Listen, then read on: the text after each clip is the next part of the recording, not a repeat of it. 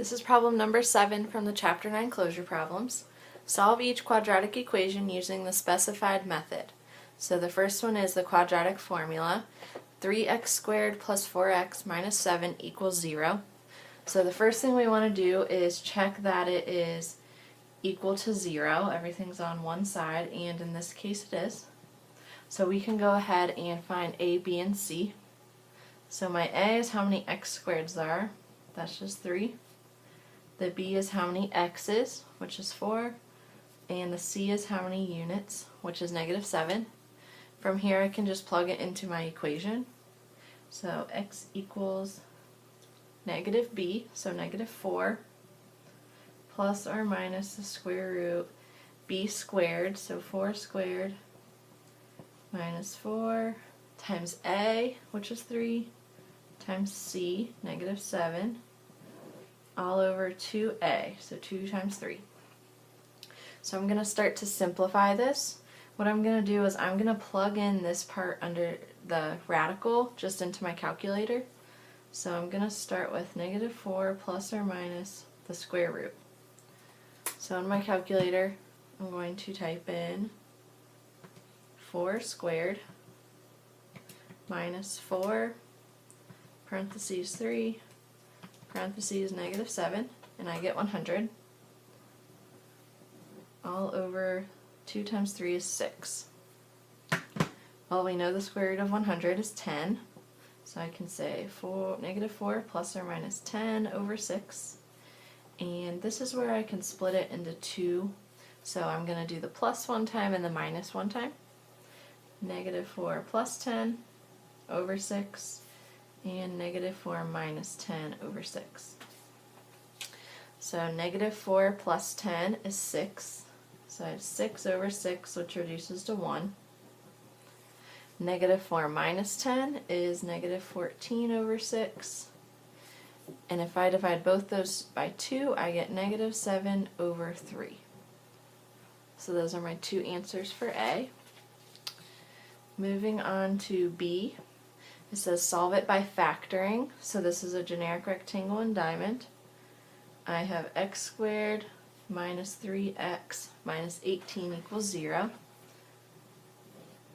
So in my generic rectangle, x squared in the bottom left, negative 18 in the top right, and make a diamond. In the top of my diamond, I'm going to multiply these together, and I get negative 18x squared. And the negative 3x is going to go in the bottom. So I need to think of things that multiply to negative 18. So I have 18 times negative 1, 9 times negative 2, 6 times negative 3, or I could do the opposite of any of those. So 1 times negative 18, 2 times negative 9, 3 times negative 6. I'm looking for any of these that add up to negative 3, and that is 3 times negative 6. So those are going to be the sides of my diamond as well as the inside of my rectangle. And it doesn't matter where you put them in the rectangle. Finally, find the outsides. So I know these can be x and x. X times what gives us negative 6x, negative 6. And x times 3 will give us the 3x. And in this case it tells us to solve, so that means set our sides equal to 0. X minus 6 equals 0, and x plus 3 equals 0. For this one I'm going to add 6 to both sides and get x equals 6. Last I'm going to do minus 3 on both sides to this one and get x equals negative 3. So there's my two answers for that. Last part is C. This says solve by completing the square. So I have x squared plus 4x plus 1 equals 0. I'm going to draw a generic rectangle. And this is where I split my x's in half. So I have my x squared. I know to put that here. And I'm going to do half of 4x, split them evenly, so 2x and 2x. And if I find my outside, I get x plus 2, x plus 2. This is good. We want both sides to be the same, since in a square both sides are the same, or all four sides are the same, I guess. 2 times 2 gives us 4. They only give us 1 unit, so we have to figure out how many do we need to make a perfect square. How do we go from 1 to 4? We're going to add 3 on both sides. So if I do it to the 1, I have to do it also over here to the 0. And I'm going to add everything together.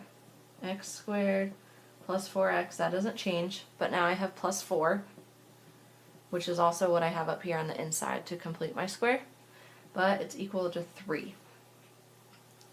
On the left side, I have x squared plus 4x plus 4, which is also what I have on the inside, and I can change that from the inside, so the sum, to the product, which is the outside. Since both of these are the same, x plus 2x plus 2, I'm going to put those in parentheses and write squared, because there's 2 of them. Still equal it to 3. Since the directions tell us to solve, we're going to get rid of squared, so we're going to square root both sides. The square root and squared cancel out, so that's gone. And there's 2 square roots of 3. There's a positive and a negative. So I'm just going to write it twice. So I get x plus 2. The square root of 3 is 1.73 and negative 1.73. And I'm going to solve those. So minus 2 on both sides. Here I get x equals negative 0.27. And finally minus 2 on both sides. I get x equals negative 3.73.